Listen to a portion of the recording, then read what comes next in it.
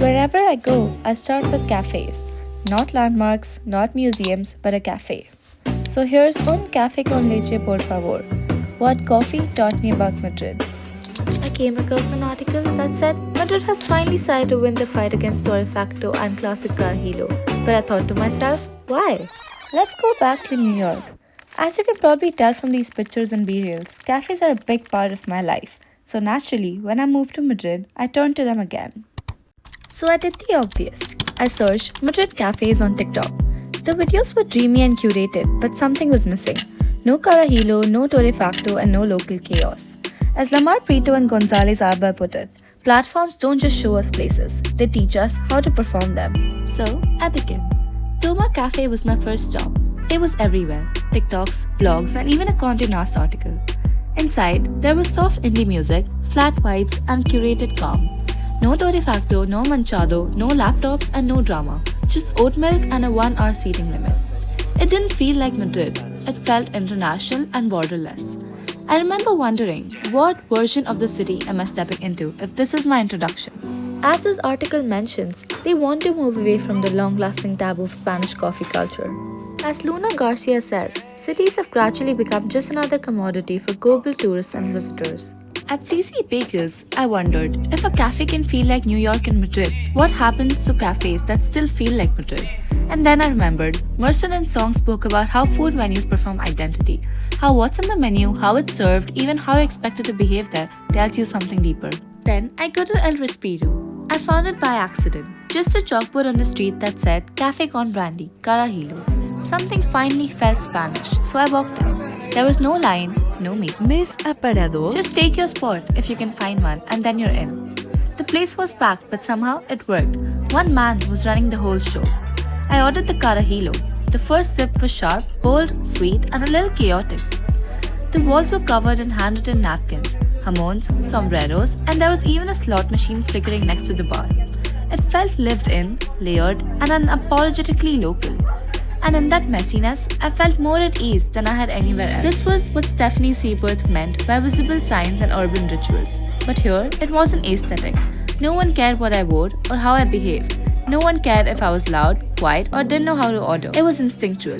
And Gabriela Wiener's gaze, that quiet form of power in curated cafes, it was all gone. No performance here, just presence. And that felt like the most honest kind of belonging. Right after El Respiro's chaos and charm, I noticed a line forming next door for Castro. The contrast hit immediately.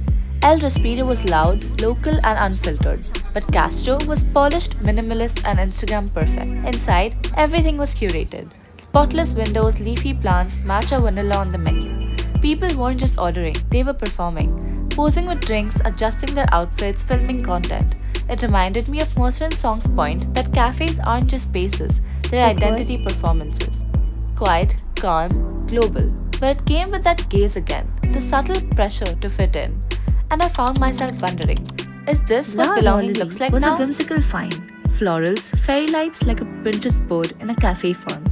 I asked for something Spanish and the barista recommended the bonbon coffee, sweet, rich, with condensed milk. It had roots, but the whole place felt staged, like a Spanish countryside cosplay for tourists. And as Luna Garcia notes, even small rituals affect how we imagine a place, and here, that imagined to me felt curated, not lived. Then, I make my way to Serrano. I visit Zara Cafe, Zara's sleek coffee spot in Serrano. Zara is a Spanish brand, so I expected something that nodded to the local cafe culture.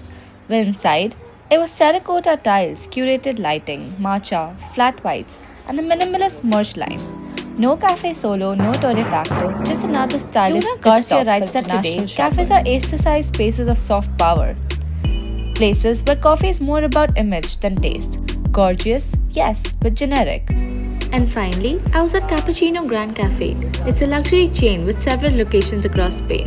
Think palm trees, marble tables, soft jazz, and a line outside just to be seated, with people dressed like they've stepped right out of a magazine. Inside, everything was beautiful, but something felt off. According to Mapping Spain, traditional cafes serve drinks like Café Solo, Cortado, Carajillo, and Manchado, each rooted in place and ritual. But here, just flat white smoothies and QR code menus.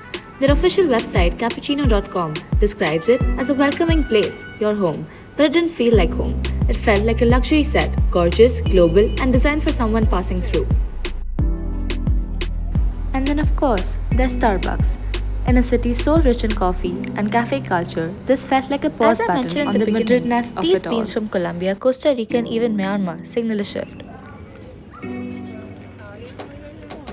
My cafe experiences in Madrid revealed how identity isn't just served, it's staged. Some spaces welcome me without expectations, others ask me to perform. And in that contrast, I saw how Madrid negotiates its identity between rooted tradition and global